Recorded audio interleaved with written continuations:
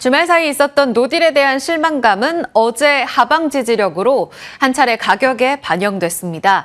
간밤 미국 시장에서도 하방 지지력이 실적주 중심, 성장주 중심으로 탄탄하게 뒷받침되며 오히려 이제 곧 주말, 빠르면 주말이죠. 그리고 앞으로 더 있을 다음 2차 협상에 대한 낙관론에 시장은 베팅하고 있습니다. 기대감 갖고 본다면 이젠 좀 더 멀리 실적주와 더 나아질 종목들을 찾아가는 여정이 될 것 같은데요. 함께 찾아보시죠. 자, 프리마켓 시세 움직임 보겠습니다. 대체로 다 오름세 보여주고 있습니다.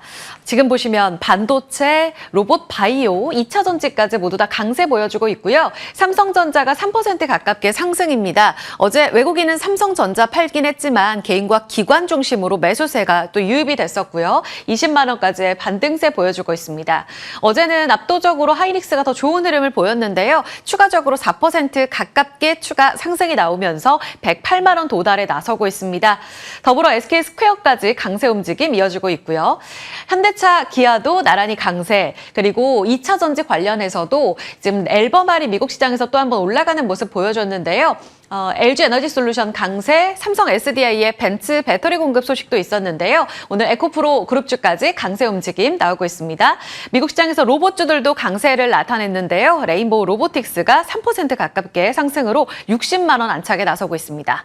다음은 6위부터 10위권의 움직임입니다. 대체로 코스닥 쪽으로는 6위에서 10위까지 다 좋은 흐름을 보여주고 있고요. 지금 지수단에서 소외받고 있는 건 단 한 종목, 한화 에어로스페이스 방산주뿐입니다. 전체적으로 반등 움직임이 강한데요. 거래량 동반하면서 움직이는 쪽으로 가보시죠.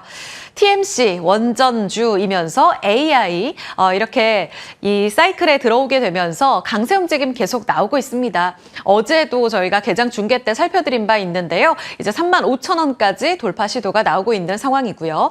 건설주들 다시금 2차 협상 낙관론과 함께 재건 기대감 반영하면서 GS건설이 4% 가깝게 상승을 보여주고 있습니다. 그럼에도 불구하고 공급망 우려 때문에 넥스틸이 같이 움직이고 있다는 점은 눈여겨보셔야 될 것 같고요. 엑스게이트 지금 엔스트로픽의 미토스 이로 인해서 미 정부 국가 자체가 들썩이고 있다 이런 이야기들도 함께 나오고 있습니다. 양자 보완 내용들이 함께 주목을 받아가는 가운데 오늘 24%의 급등 움직임 확인되고 있습니다. 자, 여기까지 보고요. 주요 포인트로 넘어가 보겠습니다. 자, 미증시요. 어제 우리 시간으로 밤 11시부터 미국 해군 쪽에서 호르무즈 해협 봉쇄에 나서겠다라고 밝힌 바 있습니다. 그러니까 호르무즈 해협 그동안 이란 통제하에 있었다면 이제 미국의 역봉쇄까지 이어지고 있는 상황. 시장이 이것을 얼마나 큰 악재로 받아들일 것인가가 이 간밤 야간 선물 흐름과 미증시 흐름에서 굉장히 중요한 이슈였는데요. 중요하게 결론만 말씀드리면 봉쇄는 시작됐지만 미증시, 그러니까 이 위험자산 선호 현상은 강화되면서 시장은 올랐다라고 볼 수 있습니다. 그러니까 핵심이 됐던 건 협상의 불씨가 여전히 살아있고 낙관론에 대한 기대감들이 형성됐기 때문으로 볼 수가 있습니다. 그러면서 야간 선물 지수가 3% 넘게 올라서면서 오히려 밤 기점으로 해서 새벽 구간까지 종가가 고점에서 형성된 모습은 긍정적이라고 볼 수가 있겠고요. 미 3대 지수 모두 다 상승, 필라델피아 반도체 지수도 소프트웨어와 AI 반도체단, 전력까지 모두 다 AI 사이클 안에 있는 내러티브 형성되는 종목들이 다 같이 올랐습니다.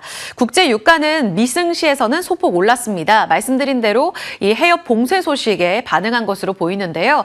다만 아시아 거래 시작되면서 뚝 떨어져서 약세 움직임 계속 이어가고 있다는 점은 다행입니다. 100달러 아래에 있는 움직임 확인되고 있고요. 빅스 지수도 약세, 비트코인의 강세 움직임과 함께 말씀드린 대로 리스크 온 심리 뚜렷했습니다. 협상의 낙관론을 자극했던 건 트럼프 대통령 이란에서 먼저 연락 왔다라고 이야기를 했고요. 이란 쪽에서도 그리고 미국 쪽에서도 지금 추가적으로 종전 협상에 대해서 가능성을 크게 열어두고 있다는 점. 빠르면 이번 주말에 그 협상이 다시 한번 대면으로 이루어질 수 있다라는 기대감들이 형성되고 있는 상황입니다.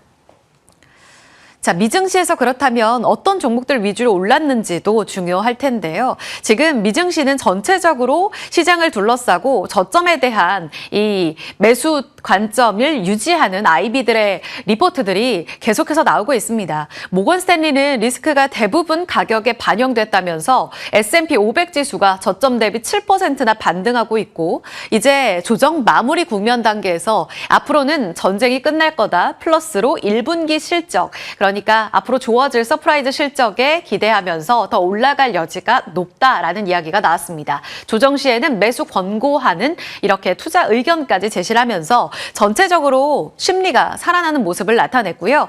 핵심적으로 놓고 본다면 AI 반도체, AI 내러티브 형성되고 있는 전력, 인프라 쪽으로 모두 다 강세 움직임을 나타냈습니다.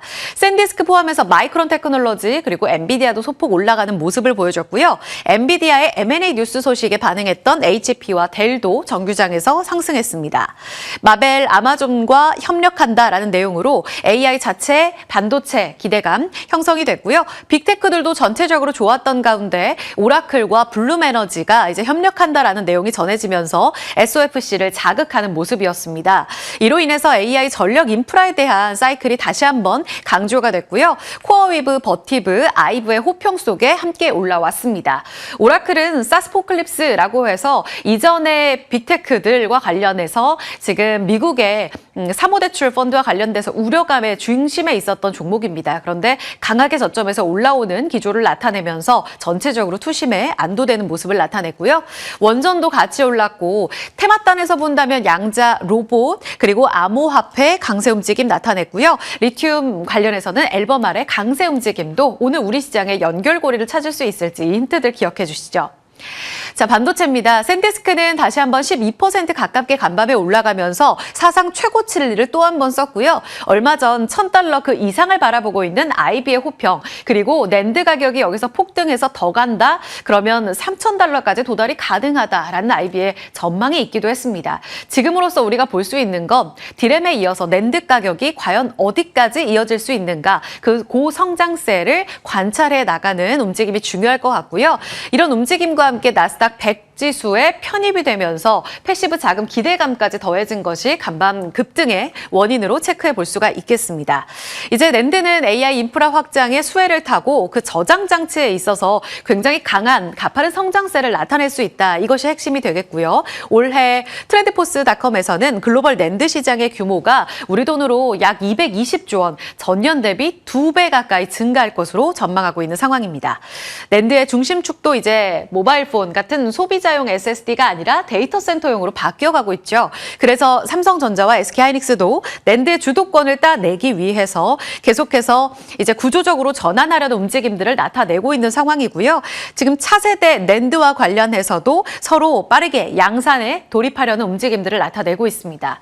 SK하이닉스가 지금 사실 샌디스크의 급등 움직임에 삼성전자, 하이닉스 모두 다 강하게 따라가지는 못하고 있는 상황입니다. 직전 고점을 돌파하지도 못했고요.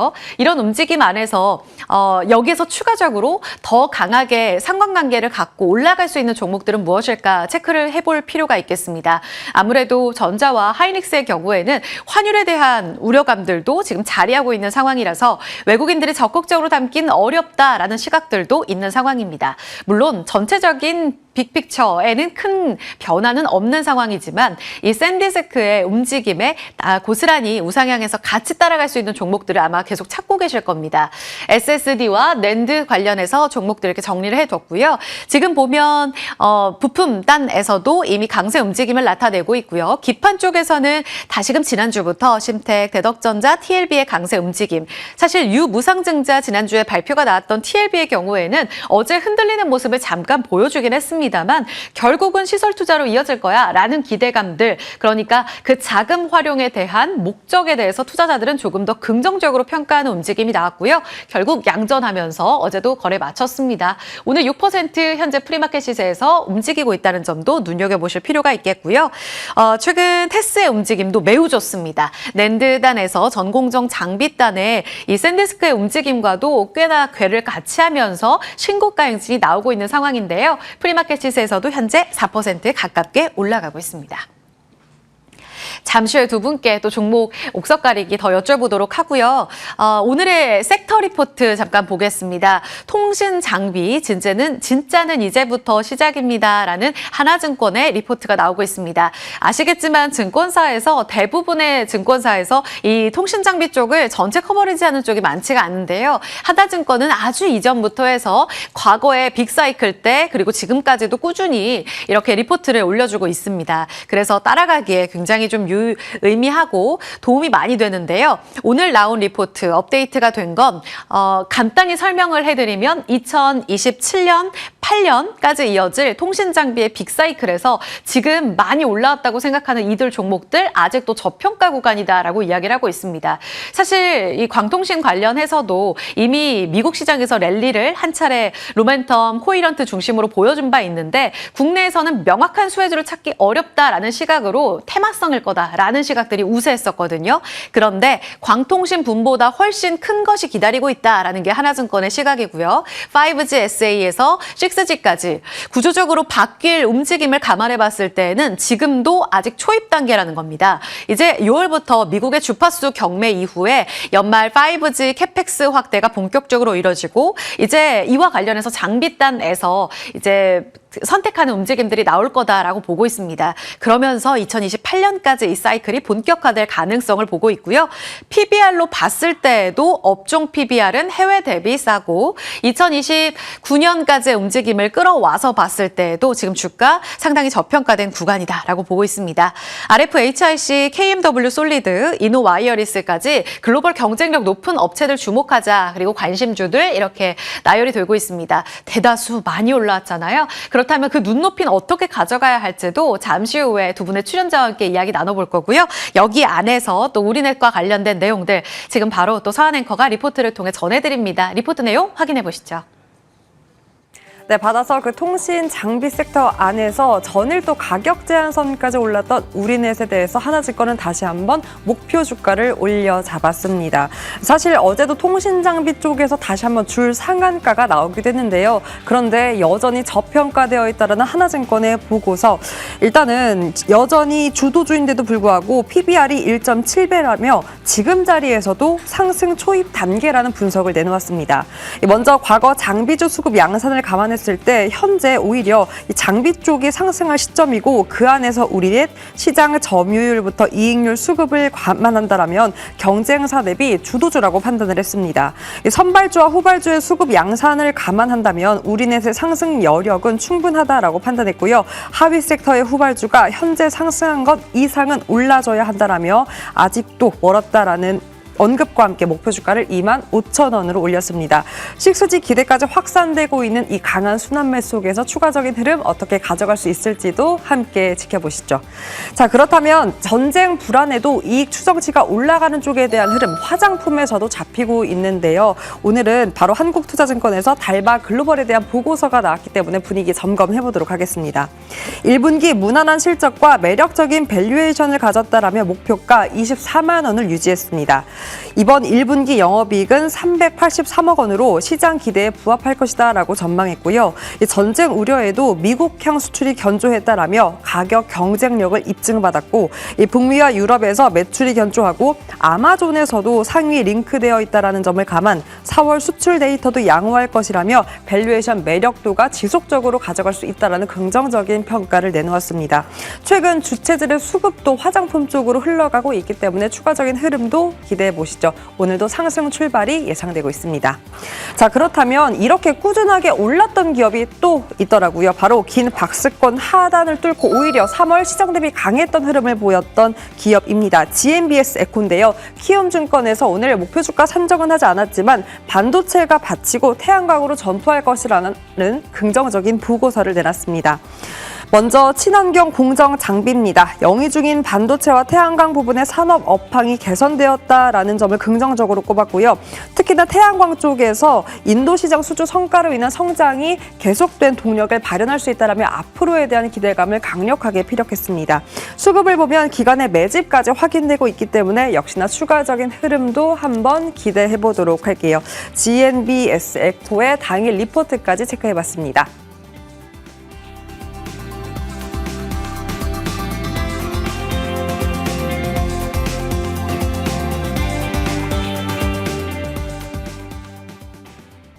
예상호가 확인합니다. 야간 선물 지수보다 탄력적이진 않지만 그래도 2%가량 반등 출발 앞두고 있습니다. 5,947선 출발 대기하고요. 코스닥도 1,100선 회복 시도에 나섭니다. 두 분 모셨습니다. 김경국 메리츠증권 차장, 이정우 회원솔루션 팀장입니다. 어서 오세요. 네, 안녕하세요. 네, 하루 만에 노딜 실망이 아니라 이제 협상이 잘 될 거다라는 기대감을 반영하면서 미증시 좋았습니다. 김 차장님, 샌디스크에 또 한 번 최고가 나오고 있습니다. 아무래도 우리 쪽에서는 소부장단에서 더 반응을 민감하게 하는 것 같습니다. 이와 관련해 오늘 주목하시는 종목 있으세요? 일단은 낸드 쪽 상승이, 가격 상승이 계속 나오고 네. 있고 향후에도 뭐 이런 부분이 계속 진행될 거라고 보고 있습니다. 그래서 만약에 이제 낸드 관련주를 내가 좀 사고 싶다 그러신 분이라면 여전히 네. 뭐 삼성전자 하이닉스로 대응하는 게 맞고, 그 밑단에 이제 소부장 관련주들, 그러니까 소부장 관련주 중에는 사실 일단 증설과 관련해서 사실 삼성전자 하이닉스가 계속해서 좀 대규모 증설을 못한 상황에서 26년도 하반기 그리고 27년도, 28년도 아마 대규모 증설이 이어질 것으로 보고 있는데, 그렇게 된다면 거기서 가장 수혜를 받을 수 있는 장비 업체들, 뭐 물론 원익 IPS와 테스가 될 가능성이 매우 높습니다. 그래서 전공정단에 장비를 공급하고 있는 회사 관심 가지면 좋을 것 같고요. 그리고 지난번에 좀 말씀드렸던 종목인데 기업용 낸드, 그러니까 ESSD 관련해서 한양디스텍이라는 회사가 있습니다. 근데 이 회사가 상속세 증여, 그러니까 대표이사가, 한양ENG의 대표이사가 사망하면서 그 아들이 이제 승계 과정에 있는데 상속세를 내야 되는 상황이 발생했습니다. 그래서 이거와 관련된 주가가 좀 눌려 있었던 부분이 있었고, 3월 달에 일단은 상속가액이 결정이 됐기 때문에 이런 회사 같은 경우에는 삼성의 외주, 그러니까 ESSD를 지금 수요가 너무 넘쳐나기 때문에 외주 생산으로 돌리고 있는 상황이거든요. 그런 부분에서 수혜를 받을 가능성이 매우 높다, 그렇게 보고 있습니다. 그래서 실적 부분에도 실적 대비해서 시가총액이 매우 저렴한 수준에 있기 때문에 아직도 갈 여력이 좀 있다, 이렇게 보고 있습니다. 네. 한양디지텍은 그러면 이전에 주시기도 했고 지금 반등을 다시 한번 좀 고개를 살짝 들고 있는 구간이거든요. 직전 고점은 무난하게 돌파를 할까요? 네, 직전 고점까지는 무난하게 돌파를 할 것으로 보고 있고요. 그래서 목표 주가 한 4만 원 정도까지는 충분히 가능하지 않을까, 그렇게 좀 보고 있습니다. 네. 앞단에서도 투자 추천이 나왔던, 관심주로 나왔던 종목이기도 합니다. 오늘 7% 급등 출발을 대기하고 있네요. 4만 원까지 보시는 우리 김 차장님의 의견도 참고해 보겠습니다. 다음은요. LS 일렉트릭이 저희 이제 브리핑 이야기 나누는 동안 고점을 더 높여서 호가상으로 거의 뭐 20만 원 넘어갈 것으로 예상되고 있습니다. 액분 이후에 날아가네요. 그리고 효성중공업도 이제 뭐 황제주다 뭐 이렇게 이야기를 하는데 액분 검토하고 있다라는 이야기까지 나오고 있습니다. 이정우 팀장님은 누구보다 전력기계 좀 진심이셨잖아요. 네. 지금 이렇게 되면 작년에 이 주도력을 다시 복귀하고 있는 구간이다라고 봐도 될까요? 작년에 주도력보다 더 앞서 나가고 있지 더 나가요? 않나라고 생각이 들 정도로 LS 일렉트릭이 어떻게 보면 좋은 모습세가 나오고 있다라고 생각이 들고 있습니다. 네. 그 이유는 작년 25년도 기준으로 했을 때 25년도 초에는 항상 이런 얘기가 나왔었어요. LS 일렉트릭 같은 경우에 배전의 시대가 오면은 주가 상승 탄력을 더욱더 받을 가능성은 있다. 그때 항상 3등주 역할을 했었던 부분이 있었는데, 초고압 변압기 같은 경우에 효성중공업과 HD 현대일렉트릭의 약간 뒤지는 모습세가 또 있었지만 배전 쪽으로 넘어오면서 어떻게 보면 시세 탄력을 받고 있다라고 생각이 들고 있고, 엎친 데 덮친 격으로 액면 분할까지도 이루어지면서 가격적인 저렴한 부분까지도 왔다라고 생각이 들고 있습니다. 그렇기 때문에 보유자분들은 지금 파시는 것보다는 계속적으로 끌고 가시는 전략이 저는 좋다라고 생각이 들고 있고, 1분기 실적이나 이런 부분까지도 긍정적인 역할을 할 가능성이 높은 부분이 있고, 2분기까지도 어떻게 보면 추후에 또 긍정적인 부분이 어제 장에서 이제는 실적의 수주에 대한 모멘텀이 나와줬어요. 근데 아마존이라고 뭐 축축을 하는 부분이 있는데, 아마존의 이제 협력사로 등록이 된다고 본다면 약간의 의미 있는 부분이 있다라고 생각이 드는 부분. 송전 시장보다 배전 시장이 6배 이상 큰 부분이 있기 때문에, 미국 시장 기준으로요. 그렇기 때문에 배전의 시대가 온다라고 본다면 LS 일렉트릭이 어떻게 보면 추가적인 상승 랠리가 나올 가능성은 있기 때문에 보유하신 분들은 계속적으로 가져갔으면 좋겠다라고 생각이 들고 있고, 일진전기 같은 경우도 3월 초에 말씀해 드렸던 부분이 네. 뭐냐면, 시장이 안 좋을 때 어떻게 보면 전력기기 관련된 섹터들은 들고 가시면은 어떻게 보면 수익률적인 측면이나 장기적인 측면으로 다들 좋다라고 생각이 들었던 부분이 마저 떨어졌다라고 생각이 들고 있고 일진전기가 어떻게 보면 힘을 못 발하고 있다라고 생각이 들고 있어요. 전선 관련 모멘텀과 변압기 관련 모멘텀이 나와준다고 온다면 일진전기도 추가적인 상승 랠리가 나올 가능성은 있기 때문에 서해안 에너지 고속도로 관련된 이슈나 이런 모멘텀까지도 일진전기는 받을 가능성은 있다라고 말씀을 해드리겠습니다. 그러면 일진전기도 직전 고점 돌파 가능성을 열어두는 거죠? 네, 맞습니다. 일진전기도 충분히 가능성은 있다고 생각이 들고 있고 전력기 관련해가지고는 항상 실적 시즌에는 항상 긍정적인 모멘텀이 나와주면서 네. 주가가 올라가줬다라고 생각이 들고 있고 제일 중요한 건 실적이 나오고 나서는 항상 어느 정도 꺾였던 부분이 있기 때문에 기대감 갖고 어느 정도 플레이 하시는 게 좋지 않나라고 생각이 들고 있습니다. 물론 신규 매수 관점으로는 실적 나오고 세론 현상이 나오면 그때 노리시는 것도 괜찮지 않을까라고 말씀을 해드릴게요. 제가 궁금한 부분까지 긁어주시네요. 1분기에 실적 세론 물량 나올 때가 진입 시점으로 좋다. 이렇게 일진전기까지 추가 전략 들어봤습니다. 다음은요, 광통신. 어제 애프터마켓 시간의 거래까지 뜨겁게 반영이 됐습니다. 오늘은 간밤 루멘텀이나 코이런트가 아주 급등은 아니었어요. 오히려 눌렸던 데에서 미증시에서 더 반등이 나오긴 했는데 김경국 차장님은 광통신 이전부터 성우전자 이야기해 주시면서 CPO 밸류체인 주목하자 이야기를 해주셨습니다. 통신 장비까지 연결해서 여쭤보고 싶어요. 요즘 너무 뜨겁잖아요. 네, 김 차장님은 맞습니다. 비싼 걸 별로 안 좋아하시는 걸로 아는데 네네네. 여기서 여전히 매력도 있는 쪽 어느 쪽인가요? 일단은 성호전자, 그러니까 광통신 관련해서 네. 글로벌 밸류체인의 업체들의 레퍼런스를 가지고 있는 업체가 어디가 있느냐. 직접적으로. 네네, 맞습니다. 직접적으로. 그거를 이제 좀 자세히 좀 살펴봐야 될 것 같고요. 아마 그 광통신 관련된 섹터가 최근에는 이제 작은 종목들까지 막 올라가는 그런 모습 보여줬는데 결국에는 중점적으로 옥석 가리기가 진행되지 않을까 그렇게 보고 있습니다. 그래서 최근에 이제 루멘텀이나 코이얼런트 같은 종목들이 계속해서 좀 급등세를 보이고 있고 계속해서 우상향하는 모습 보인다면 국내에서는 루멘텀 밸류체인 안에 어떤 종목이 있는지 좀 살펴봐야 될 텐데 유일하게 루멘텀의 패키지 제품을 공급하고 있는 업체가 RF 머티리얼즈 하나밖에 없습니다. 그래서 RF 머티리얼즈는 만약에 루멘텀이 수주를 받고 일단 CPO 향으로 아직 열리지 않은 시장까지 선점하게 된다면 아마 상방이 더 열릴 가능성이 매우 높다 그렇게 보고 있습니다. 그래서 RF 머티리얼즈를 제가 8만 원까지 잡아드렸고 그 이후에 10만 원 정도까지는 충분히 갈 수 있다 그렇게 말씀드렸는데 사실 10만 원 이상도 갈 수 있는 종목이다 이렇게 보고 있고요.